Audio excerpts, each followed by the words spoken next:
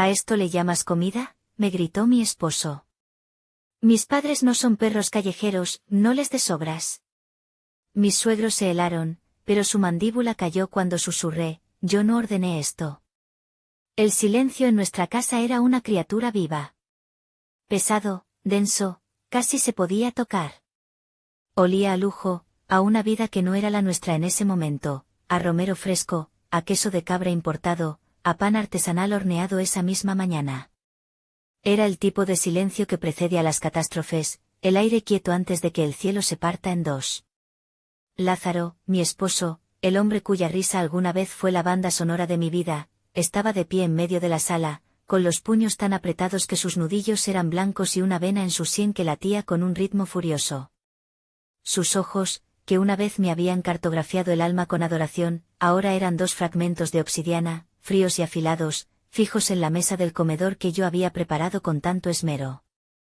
En mi interior, sentí un zumbido sordo, una desconexión.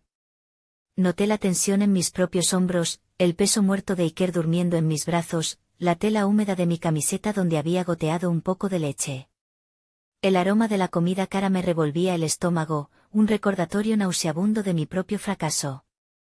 Me concentré en la textura suave de la manta de Iker, en el olor de su cabecita, un ancla en medio de la tormenta que se arremolinaba a mi alrededor. Estaba viendo una escena, una película de la vida de otra persona. No podía ser la mía. En el sofá, sus padres, Cosme y Maite, parecían figuras de cera. La inmovilidad de ambos era un grito ahogado. Maite, mi suegra, la mujer que me llamaba hija, tenía una mano sobre su boca, como si contuviera una náusea o una palabra. Cosme, un hombre cuya calma yo siempre había admirado, miraba a su único hijo con una expresión que no pude descifrar, una tormenta de confusión, incredulidad y una creciente, terrible decepción.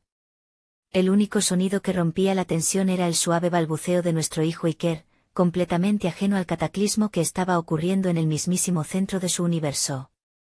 Lázaro finalmente habló, y su voz no fue un estallido, no fue un grito. Fue mucho peor. Fue un siseo bajo, venenoso, una serpiente de sonido que se deslizó por la habitación y me erizó la piel del cuello a los tobillos. ¿A esto le llamas comida?, escupió las palabras, cada una un dardo. Señaló la mesa con un gesto despectivo de la barbilla. Contrataste un servicio de catering, Abril. ¿Es en serio? Después de que te pedí, te rogué, una sola cosa. No respondí. No podía. Mi garganta era un nudo de palabras no dichas, de fatiga y de una furia helada que empezaba a cristalizarse en mis venas. Apreté a Iker un poco más contra mi pecho, su calor era mi único ancla. Lázaro dio un paso amenazante hacia mí, su rostro contorsionado en una máscara de desprecio. Mis padres no son perros callejeros, ¿entiendes? No les des sobras. El mundo se detuvo. Vi a Maite cerrar los ojos con fuerza, como si la violencia de esa frase la hubiera golpeado físicamente. Vi a Cosme apretar la mandíbula hasta que un músculo saltó en su mejilla. Pero en medio de ese caos, una calma extraña, una claridad absoluta, descendió sobre mí. Levanté la vista, encontrando sus ojos furiosos con los míos, que estaban vacíos de todo, excepto de una certeza final. Mi voz, cuando salió, fue apenas un susurro, pero cortó el aire viciado con la precisión de un bisturí. Yo no ordené esto, Lázaro. Hace 5 años, la voz de Lázaro era mi refugio. No siseaba, construía. Construía futuros en nuestra primera cita en un pequeño café con jardín en Coyoacán, donde me dijo que mi visión de la arquitectura era como poesía escrita en concreto y cristal. Construía mi confianza cuando, noches antes de una presentación importante, se quedaba despierto conmigo, pasándome los planos, haciéndome café y escuchándome ensayar hasta que mi voz se volvía ronca. Vas a dejarlos boquiabiertos, Arqui, me decía, usando ese apodo cariñoso que había inventado para mí. Eres brillante. Él era gerente de proyectos en una empresa de tecnología en pleno auge. Yo estaba dejando mi marca como arquitecta en una de las firmas más prestigiosas de la Ciudad de México. Lo nuestro fue un cliché, presentados por amigos en común, pero se sintió como un descubrimiento. Había una sinergia instantánea, una compatibilidad que iba más allá de la atracción. Éramos dos mentes creativas que se encontraron y reconocieron. Podíamos debatir durante horas sobre la funcionalidad de un diseño de interfaz o la belleza de una viga de acero expuesta. Él entendía mi lenguaje, mi pasión por las líneas, los espacios y la luz. Nuestro sueño compartido, el pináculo de nuestra simbiosis, era fundar nuestra propia firma, Espacio Vital. Recuerdo la tarde en que nació la idea. Estábamos en una cafetería, garabateando en una servilleta. Yo dibujaba un concepto para una casa sustentable, y él anotaba ideas sobre cómo integrar la domótica de forma intuitiva. Imagina esto, Arki, dijo, sus ojos brillando con una energía que me contagió. Creamos hogares que no solo sean hermosos, sino que respondan a sus habitantes. Espacios que se sientan vivos. Ese era el Lázaro que yo conocía, un soñador pragmático, un visionario con los pies en la tierra. Incluso presentamos una versión embrionaria de nuestro plan de negocios a Cosme una tarde de domingo. Yo estaba nerviosa. El respeto de Cosme era importante para mí. Escuchó atentamente, asintiendo, mientras yo explicaba la filosofía de diseño y Lázaro detallaba el modelo de negocio. Al final, se reclinó en su sillón y nos miró por encima de sus gafas. Es una idea excelente, dijo, su voz grave y pausada. Tienen talento y tienen visión. Pero un socio es más que un colega. Es una extensión de tu propia integridad. Si van a hacer esto, su confianza mutua debe ser el cimiento más fuerte de cualquier edificio que construyan. Nunca lo olviden. En ese momento, sus palabras me parecieron un consejo sabio. Hoy, resuenan como una profecía. El día que cerramos el trato para nuestra casa, ese sueño se sintió más cerca que nunca. Era una pequeña propiedad en una colonia tranquila al sur de la ciudad, necesitaba mucho trabajo, pero tenía buenos huesos, como decíamos los arquitectos. Pasamos el primer fin de semana allí, con rodillos y latas de pintura, vestidos con ropa vieja y manchada. Lázaro no era un experto, pero su entusiasmo era contagioso. Mientras yo lijaba una pared, él intentaba arreglar una llave que goteaba, terminando empapado pero riendo a carcajadas. Este lugar va a ser nuestro lienzo, Arki, dijo esa noche, mientras comíamos pizza sentados en el suelo de la sala vacía. Aquí vamos a diseñar nuestra vida. Y en una de las paredes desnudas, dibujó con un lápiz el contorno de una cuna. Y aquí, susurró cerca de mi oído, empezará nuestro proyecto más importante. Sus padres, Cosme y Maite, fueron parte de esa construcción desde el principio. Recuerdo la primera vez que los invité a cenar a la casa, todavía a medio remodelar. Estaba nerviosa, quería impresionarlos. Preparé una lasaña que se me quemó un poco por los bordes.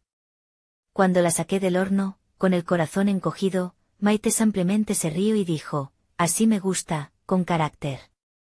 Las mejores familias, como las mejores lasañas, tienen los bordes un poco tostados. Esa noche, Cosme y yo tuvimos una larga conversación sobre el arquitecto Luis Barragán. Descubrí en él a un conocedor sensible y profundo. Me sentí respetada, no solo como la novia de su hijo, sino como una profesional. Me sentí parte de algo sólido, de una familia con cimientos fuertes. Incluso Lázaro me defendía con una pasión que me enorgullecía. Una vez, en una cena de su empresa, la esposa de uno de sus colegas, una mujer llamada Bárbara que parecía hecha de laca y juicios, me preguntó con condescendencia a qué me dedicaba. Cuando le dije que era arquitecta, ella sonrió y dijo, «Ah, qué lindo. ¿Diseñas cocinitas y jardines?» Antes de que pudiera responder, Lázaro intervino. Puso su brazo alrededor de mis hombros y dijo, con una voz clara y firme que silenció la mesa, «Abril está diseñando el nuevo centro cultural de la ciudad. Probablemente, en unos años, todos aquí trabajaremos en edificios que salieron de su mente. Ella no diseña cocinas, diseña el futuro». Bárbara se quedó sin palabras. Esa noche, de camino a casa, lo besé con una gratitud y un amor tan inmensos que sentí que podrían construir ciudades. Él no solo me apoyaba, me impulsaba. El proyecto que me consolidó en la firma fue ese centro cultural.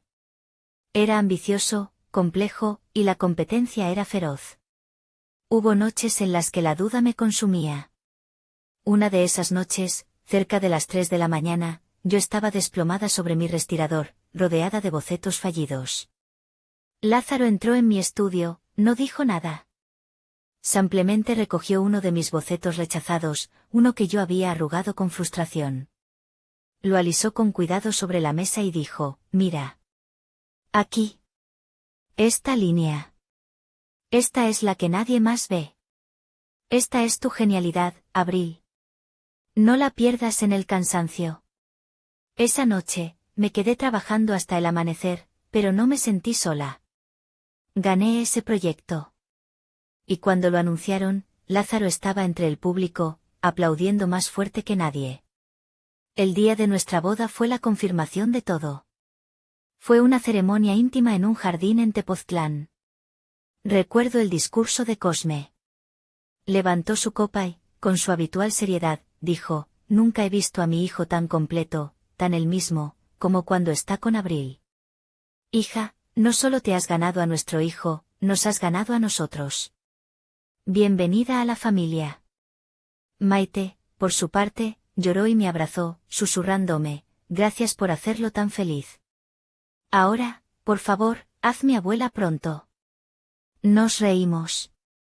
Todo era perfecto. El amor, la familia, la carrera, el futuro. Teníamos el plano maestro de una vida perfecta. El día que le dije que estaba embarazada, su reacción fue todo lo que había soñado. Me levantó en el aire, sus ojos brillando con una alegría tan pura que me robó el aliento. Lo logramos, Arki. Nuestro proyecto más importante está en marcha. Durante las primeras semanas de mi embarazo, fue el hombre del que me había enamorado, elevado a la 10ª potencia. Me preparaba tés para las náuseas, me masajeaba los pies hinchados, le hablaba a mi vientre cada noche. Y entonces, sin un gran estruendo, sin una advertencia, las primeras fisuras comenzaron a aparecer en los cimientos de nuestro espacio vital. Delgadas, casi invisibles al principio, pero lo suficientemente profundas como para empezar a desestabilizarlo todo. La excusa era siempre la misma, una frase repetida hasta convertirse en un mantra hueco, es por el bebé. Las horas extra de Lázaro en la oficina se convirtieron en la norma, no en la excepción. Este nuevo proyecto es crucial, mi amor. Con el bono que me darán, podremos pagar la mejor carriola y la cuna que te gustó, decía. Y yo, al principio, asentía y sonreía. Me sentía orgullosa de tener un esposo tan responsable, tan previsor. Pero las ausencias empezaron a doler. Se perdió la cita de ultrasonido de las 20 semanas, la más importante, donde nos dirían el sexo del bebé. La escena está grabada en mi memoria con una claridad dolorosa.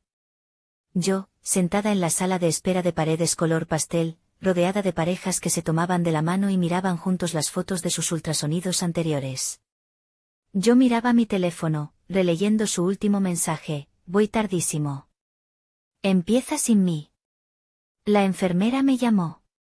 Abril, ¿vienes sola? Asentí, forzando una sonrisa. Mi esposo tuvo una emergencia de trabajo. Está destrozado por no poder venir.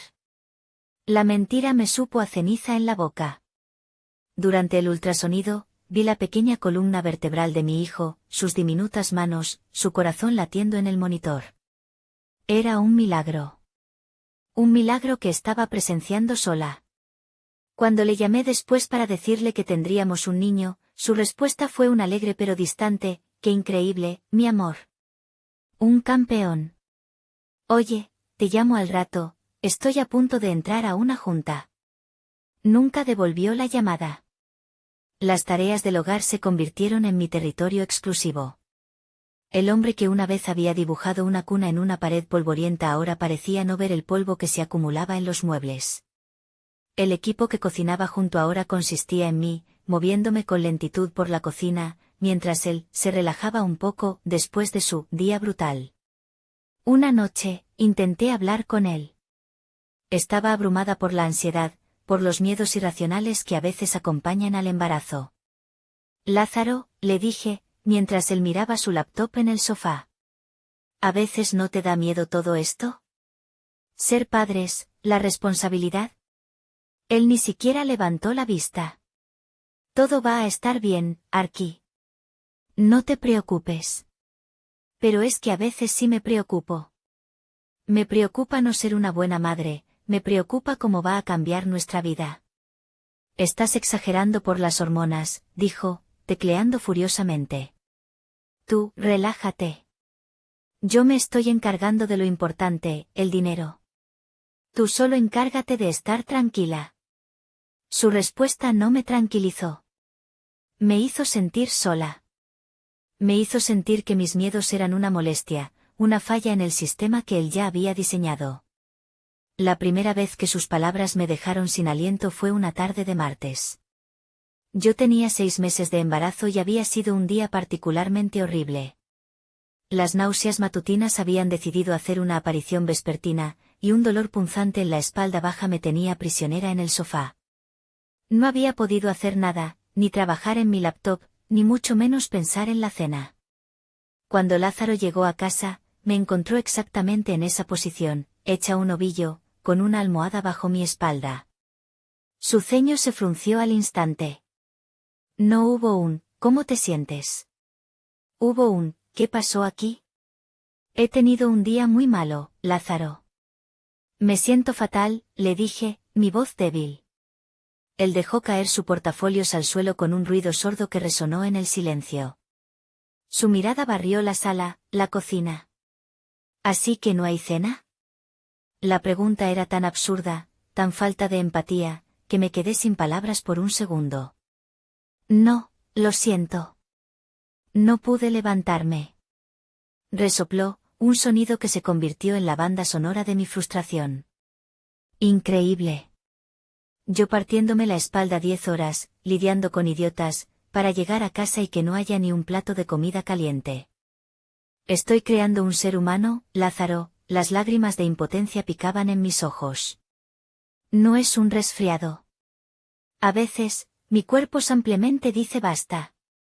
Ah, por favor, Abril, dijo, abriendo el refrigerador. Su espalda hacia mí, su voz llena de un desdén que me heló la sangre. No empieces con el drama. No eres la primera mujer embarazada del planeta. Mi mamá tuvo 2 hijos y jamás usó eso de excusa. La comparación con su madre se volvió su arma predilecta. Cada vez que yo estaba demasiado cansada, demasiado adolorida, demasiado abrumada, la figura mítica de Maite, la supermujer, era invocada para hacerme sentir pequeña e inadecuada. La pelea que me hizo huir fue unas semanas después. Fue por algo trivial, creo que un recibo que olvidé pagar. Pero se convirtió en un monstruo. Terminó con él gritándome, tu única responsabilidad ahora mismo es esta casa y este bebé, y parece que ni eso puedes hacer bien. Esa noche, mientras él roncaba, hice una maleta. Me sentía como una ladrona en mi propia casa. Dejé una nota escueta en la mesa de la cocina, necesito pensar. Estoy en casa de mis padres. Esas 3 semanas fueron un respiro agridulce. El cuidado silencioso de mi madre, la forma en que mi padre me preparaba el té sin hacer preguntas. Pero el silencio de Lázaro era ensordecedor. Ni una llamada. Ni un mensaje. La única comunicación fue un correo electrónico impersonal sobre un pago de la hipoteca. La visita de mis suegros fue como un aguacero en el desierto. Maite me abrazó tan fuerte que sentí cómo se reacomodaban algunas de las piezas rotas dentro de mí. Este hijo mío es un cabeza dura, dijo, con lágrimas en los ojos. Perdónanos, Abril. No teníamos idea. Cosme, siempre observador, simplemente me miró y dijo, esta también es tu familia.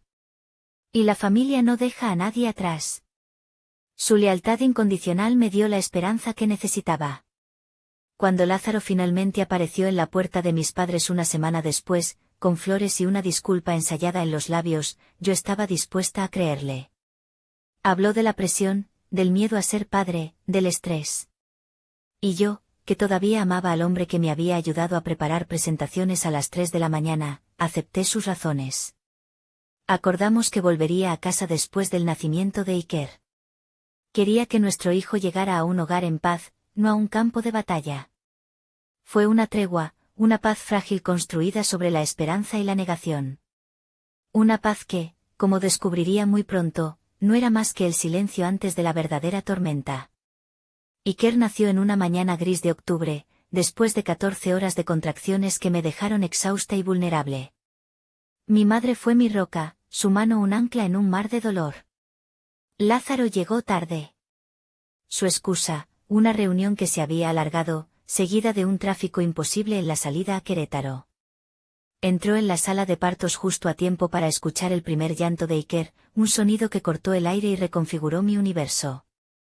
La expresión en el rostro de Lázaro cuando lo vio me desarmó. Vi al hombre del que me había enamorado, crudo, abrumado por la emoción, con lágrimas silenciosas corriendo por sus mejillas.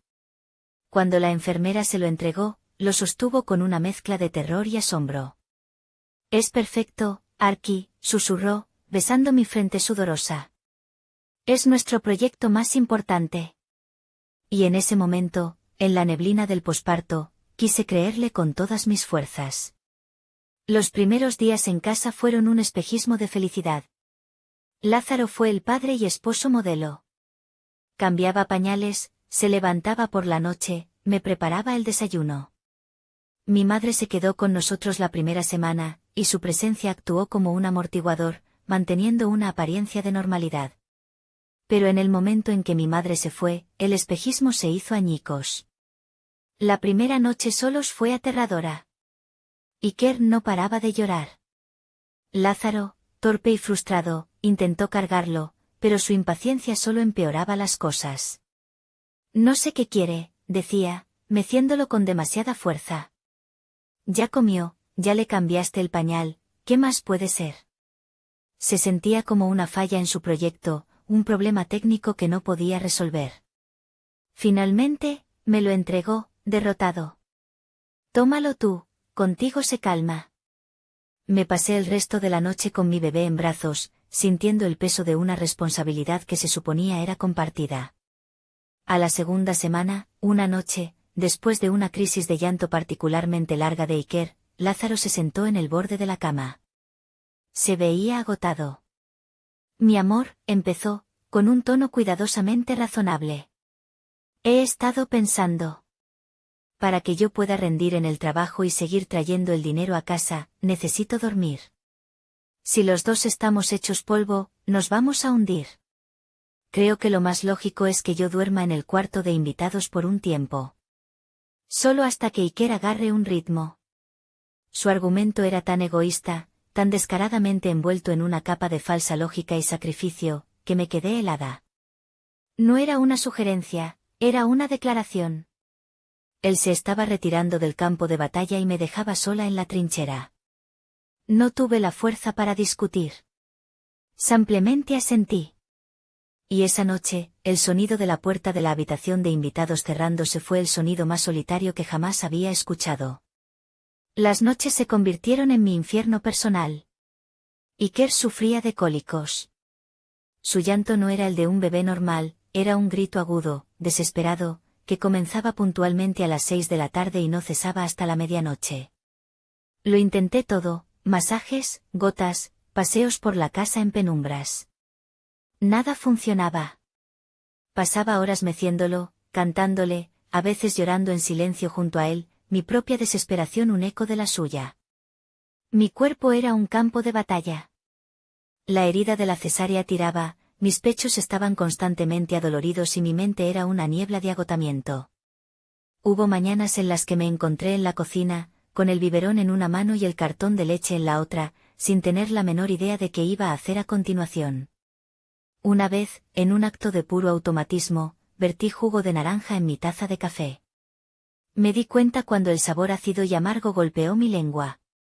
Simplemente me quedé allí, mirando la taza, mientras las lágrimas rodaban por mis mejillas. No tenía la energía ni para hacer otra. La ducha se convirtió en un lujo cronometrado. Tenía exactamente 5 minutos mientras Iker dormía su siesta impredecible. Un día, justo cuando el champú cubría mi cabeza, escuché el llanto empezar. Corrí fuera de la regadera, resbalando en el suelo mojado, con espuma en los ojos y el corazón martilleando, para encontrar a mi bebé rojo de furia. Lo tomé en brazos, tiritando de frío, el agua y las lágrimas mezclándose en mi rostro. Una tarde, me miré en el espejo del baño y no me reconocí. La mujer que me devolvía la mirada tenía ojeras moradas tan profundas que parecían moretones. Su cabello estaba opaco y recogido en un nudo desordenado. Sus ojos, antes brillantes y llenos de vida, estaban hundidos y vacíos. ¿Dónde estaba la arquitecta apasionada? ¿Dónde estaba la mujer que soñaba con diseñar edificios? Había sido reemplazada por esta extraña, esta nodriza, esta máquina de supervivencia. Lázaro parecía vivir en un universo paralelo. Se levantaba de su noche de sueño ininterrumpido, se ponía su traje impecable y entraba en mi zona de desastre para una breve visita. «Buenos días, campeones», decía con una alegría que me resultaba ofensiva. Le daba un beso a Iker, un beso superficial a mí y desaparecía, dejando tras de sí una estela de loción cara y la promesa vacía de «llámame si necesitas algo». ¿Necesitar algo? Lo necesitaba todo. Necesitaba dormir. Necesitaba una ducha de más de 3 minutos. Necesitaba que alguien me sostuviera y me dijera que no estaba loca, que esto era difícil de verdad. Necesitaba a mi esposo, a mi socio, al CEO diseñador de nuestro espacio vital. Pero él no estaba. La comida se convirtió en un nuevo frente de batalla. Lázaro empezó a quejarse. Mis intentos de cocinar eran patéticos, pasta demasiado cocida, pollo seco. La mayoría de las noches, terminábamos pidiendo comida a domicilio o comiendo lo que mi madre me había dejado. Sus comentarios eran sutiles al principio, pequeñas pullas envueltas en falsa preocupación. ¿No crees que estamos gastando mucho en Uber Eats, mi amor? ¿Estás segura de que estás comiendo bien? Te veo muy delgada. La conversación que lo cambió todo ocurrió un martes por la noche. Yo había logrado que Iker se durmiera y estaba comiendo un tazón de cereal para la cena, demasiado exhausta para cualquier otra cosa. Lázaro entró en la cocina y me miró con una expresión extraña, una mezcla de lástima y reproche. «Tenemos que hablar, Abril», dijo. Mi corazón se encogió. «¿Qué pasa?» «Mis papás quieren venir a comer el sábado», anunció. «Quieren pasar tiempo de calidad con Iker, ahora que está más despierto». «Ah, qué bien», respondí, aunque la idea de recibir visitas me agotaba. «Sí», continuó, y su tono cambió. Se volvió serio, casi solemne. «Y creo que es importante, para nosotros, para ti, que les ofrezcamos una comida de verdad. Hecho en casa». Lo miré, incrédula. «¿Estás bromeando?» «No, no estoy bromeando», dijo. «Creo que te haría bien.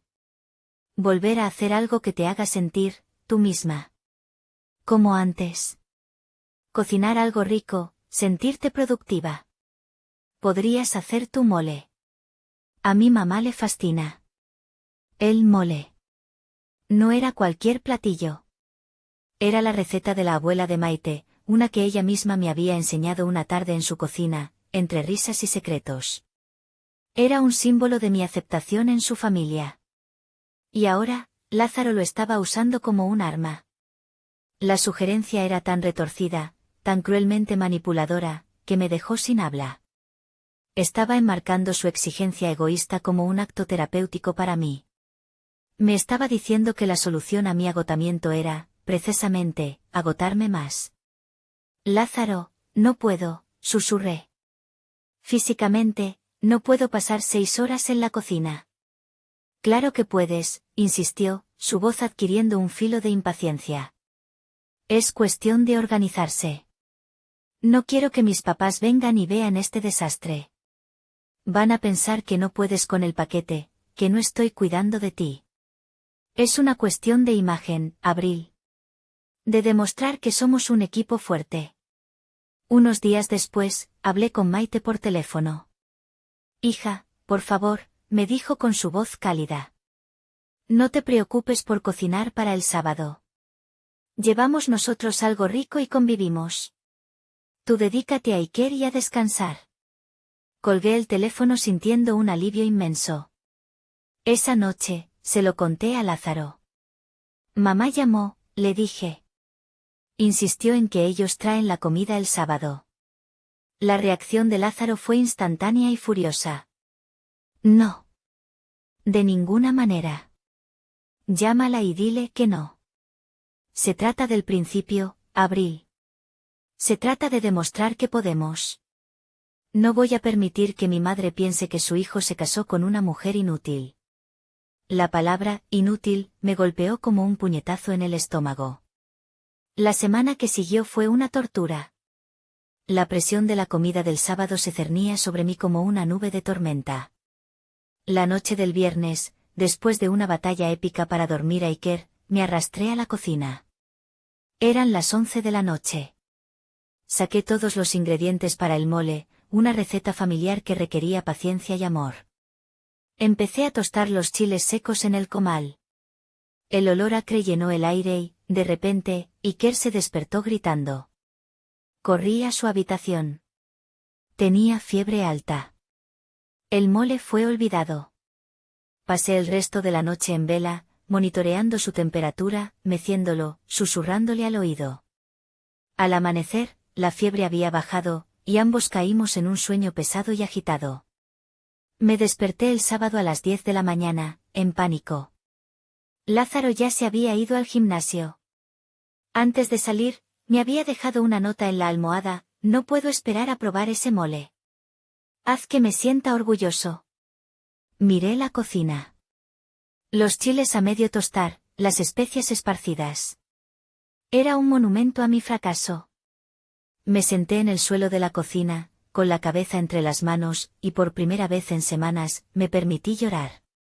Lloré por mi cansancio, por mi soledad, por el hombre que amaba y que ya no reconocía. Y entonces, en medio de las lágrimas, tomé una decisión. No por orgullo, no por desafío, sino por pura y llana supervivencia. Tomé mi teléfono, mis dedos temblorosos buscaron en Google. La mejor comida mexicana gourmet a domicilio. Encontré un lugar en Polanco, carísimo, pero con fotos impecables. Pedí un banquete. Mole, arroz, cochinita pibil, ensaladas, postres. Todo. Sabía que Lázaro se enfurecería por el gasto, pero en ese momento, el precio de mi cordura era incalculable. La siguiente hora fue un operativo encubierto. Escondí cualquier rastro de mi intento fallido de cocinar. Cuando llegó el repartidor con las bolsas térmicas, transferí todo a mis propias ollas y platones. La casa se llenó de un aroma delicioso y fraudulento. Acababa de colocar el último perejil sobre el arroz cuando sonó el timbre. 1 hora antes de lo acordado. El corazón me dio un vuelco. Abrí la puerta y me encontré con las sonrisas de Cosme y Maite. Nos adelantamos, anunció Maite, entrando con una energía que contrastaba con mi letargo. Sostenía una botella de vino y una bolsa de tela. Pensamos que necesitarías un par de manos extra. Cosme la seguía, cargando otra bolsa. Trajimos postre. Y un pequeño aperitivo, por si acaso. Casi me desmorono de gratitud allí mismo. Maite, al verme, supo. No sé cómo, pero lo supo. Su sonrisa se suavizó, y en sus ojos vi una comprensión tan profunda que me desarmó. «Ay, mi niña», dijo en voz baja, y me dio un abrazo. Un abrazo de verdad, de esos que sostienen. «Hueles a cansancio». Se separó de mí y tomó las riendas. «A ver, tú, entrégame a este nieto precioso. Cosme, pon el vino a enfriar. Abril, siéntate 5 minutos. O 10. O los que necesites». Fue una orden, pero la orden más dulce que había recibido en meses. Mientras Cosme iba a la cocina, empezó a sacar cosas de su bolsa. Mi corazón se detuvo. Eran pequeños recipientes de una roticería. Chapatas, ensalada de pasta, unas brochetas. Aperitivos. Tu madre insistió, me dijo Cosme, encogiéndose de hombros con una sonrisa cómplice. Dijo que probablemente no habías tenido tiempo ni de respirar, mucho menos de pensar en botanas. Le conté, en voz baja, que yo había hecho lo mismo con toda la comida. Que el mole que olía no era mío. Esperaba un juicio, una mirada de decepción. En lugar de eso, Maite, que había escuchado desde la sala, se echó a reír. Una risa genuina y liberadora. «Bendito sea Dios», exclamó. «Eso demuestra que eres inteligente, no una mártir». Ojalá yo hubiera tenido esa idea cuando Lázaro era un bebé. «Anda, ve a recostarte al sofá». «¿En serio?» «Nosotros vigilamos las ollas y jugamos con Iker». «Desconéctate». Y lo hice. Me acurruqué en el sofá, y por primera vez en lo que pareció una eternidad, me permití cerrar los ojos sin la carga del mundo sobre mis hombros. Me dormí escuchando las risas de mi suegra y el murmullo de la voz grave de mi suegro, una sinfonía de normalidad y afecto que me pareció el sonido más hermoso del mundo. Me despertó el sonido brusco de la puerta principal abriéndose. Era Lázaro. «Abril, ¿estás durmiendo? ¿Es en serio? Mis papás ya deben estar por llegar».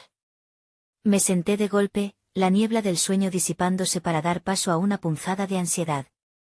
Lázaro estaba en la entrada, ya vestido impecablemente. Su mirada pasó de mí al comedor, y luego a la cocina.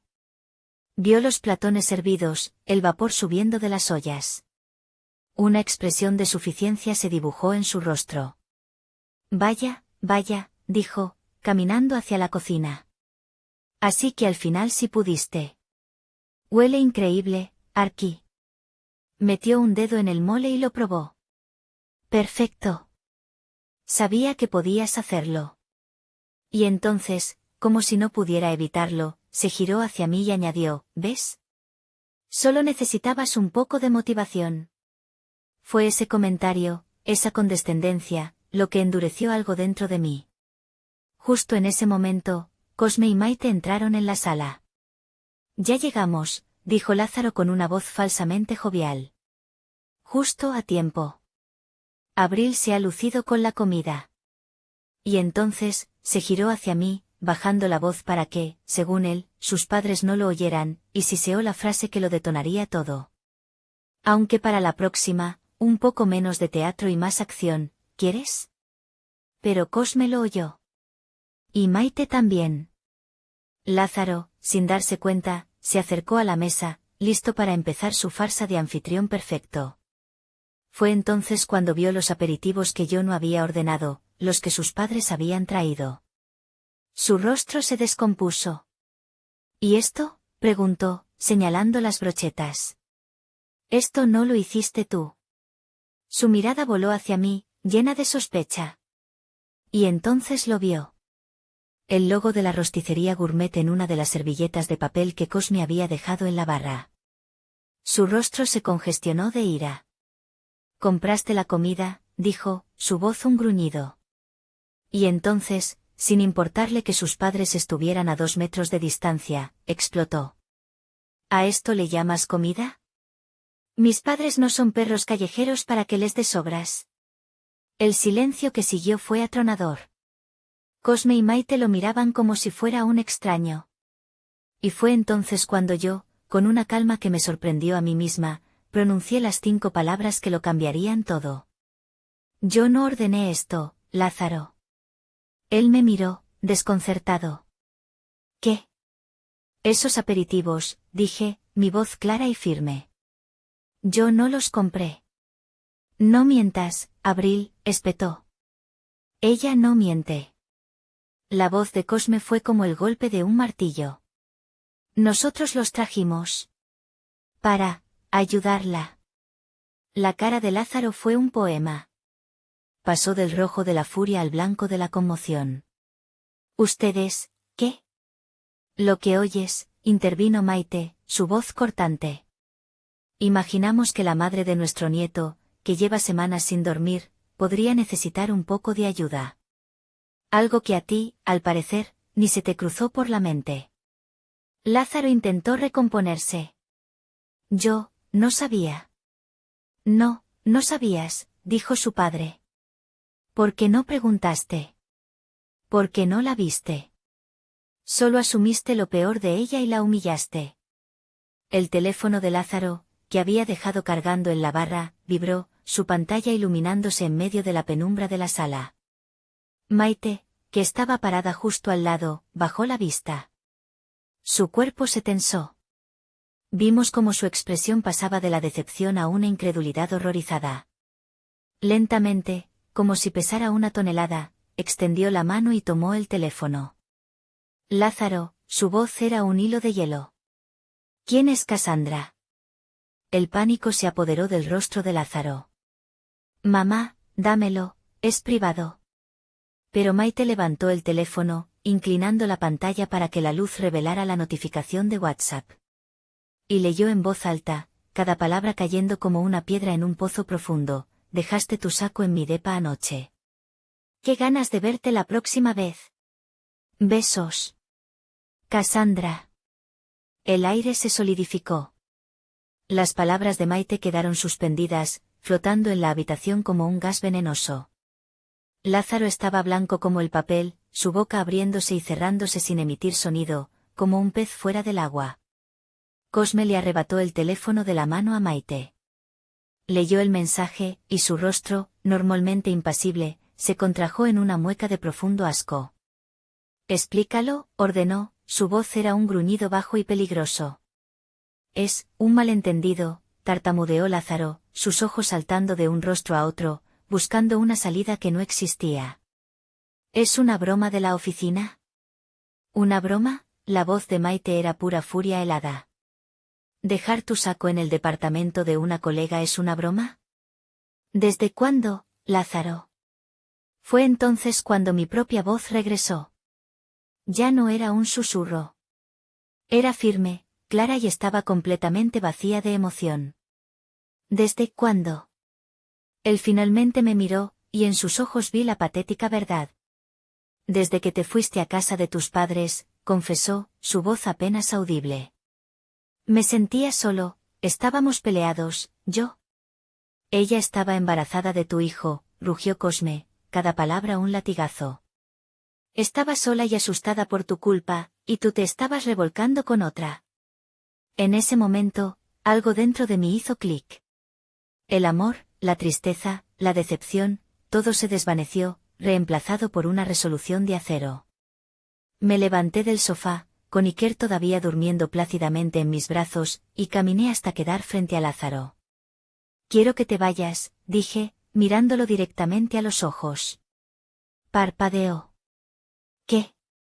Que te vayas. Recoge tus cosas y vete de mi casa. Ahora. Una risa amarga y incrédula escapó de sus labios. ¿De tu casa? Esta casa también es mía, Abril. No puedes echarme. Acabas de demostrar que este lugar dejó de ser tu hogar hace mucho tiempo, respondí. Antes de que pudiera seguir discutiendo, Cosme se interpuso entre nosotros. Puso una mano firme en el hombro de su hijo. Ella tiene razón. Te vas. Sin esperar respuesta, Cosme caminó con paso decidido por el pasillo hasta nuestra habitación. Regresó 2 minutos después con una maleta de lona, la que Lázaro usaba para sus viajes de fin de semana. La arrojó a sus pies. Te quedas con nosotros, sentenció. Tus llaves. Lázaro, derrotado, sacó su llavero del bolsillo y lo dejó sobre la mesa. Dirigió una última mirada suplicante a su madre. Mamá. Maite negó con la cabeza, sus ojos llenos de una tristeza infinita. Eres nuestro hijo y te amamos. Pero hoy, me has avergonzado profundamente. Anda. Vete. Lo vi caminar hacia la puerta, tomar su maleta y salir a la tarde gris. No sentí nada. Ni alivio, ni tristeza. Solo un inmenso, abrumador vacío. 3 días después, Cosme y Maite vinieron a verme. Me trajeron comida casera, esta vez de verdad, hecha por las manos de Maite. Nos sentamos en la cocina, en un silencio cómodo. Finalmente, Cosme deslizó un sobre grande sobre la mesa. Son los papeles del divorcio, dijo sin rodeos. Un abogado amigo nuestro los preparó. Lázaro los firmó esta mañana. No protestó. Abrí el sobre con manos temblorosas. El acuerdo era más que justo. Me otorgaba la custodia completa de Iker y estipulaba una pensión alimenticia generosa. Le daba a Lázaro un régimen de visitas supervisadas, condicionado a terapia. Luego, Maite me entregó otro sobre. Esto es para ti, hija. Dentro había un cheque. La cantidad me hizo jadear, 250,000 pesos. No puedo, empecé a decir. No es una pregunta, me interrumpió Cosme con gentileza. Es para que tú e Iker tengan un colchón.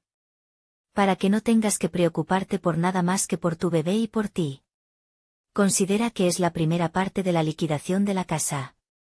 Me explicó su plan, habían tomado control total de las finanzas de Lázaro. Su sueldo ahora se depositaría en una cuenta administrada por ellos. Le darían una asignación mínima para sus gastos básicos.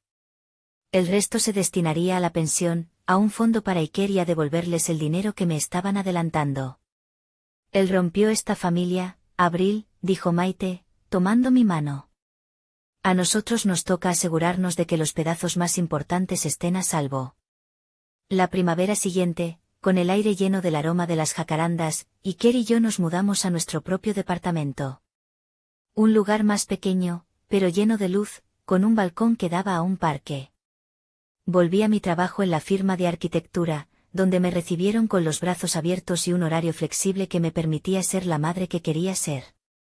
A veces, por las noches, cuando Iker ya está dormido y la única luz es la de la lámpara de mi respirador, me encuentro dibujando. No edificios de oficinas, sino casas pequeñas, funcionales, llenas de rincones para leer y ventanas para ver crecer los árboles. Dibujo mi propio espacio vital. No pienso mucho en Lázaro. Lo que siento por él no es odio, es una indiferencia profunda. Sé que cumple con sus visitas, que está yendo a terapia. Maite me dice que está intentando cambiar. Quizás lo logre. Pero su camino ya no es el mío. No extraño mi matrimonio. A veces, extraño la promesa de lo que pudo ser, el sueño que dos jóvenes arquitectos dibujaron en una pared polvorienta. Extraño a la versión de mí misma que creía que el amor era un plano perfecto que solo había que seguir al pie de la letra. Pero lo que he ganado es infinitamente más valioso. He ganado la paz. He ganado el silencio de mi propio hogar, un silencio que ya no es denso ni opresivo, sino ligero y lleno de posibilidades. He redescubierto mi propia voz, mi propia fuerza. He aprendido que la estructura más importante que puedo construir es la de mi propia vida, sobre cimientos de respeto por mí misma y amor incondicional por mi hijo. A veces, mientras veo a Iker dar sus primeros pasos torpes por la sala, me pregunto, ¿hice mal en elegir mi paz por encima de una familia aparentemente completa pero rota por dentro? Y entonces, Iker se tropieza, cae de sentón, me mira, y en lugar de llorar, suelta la carcajada más pura y feliz que he oído jamás. Y en su risa, encuentro mi respuesta. Y sé, con una certeza que me llena el alma, que estoy exactamente donde tengo que estar.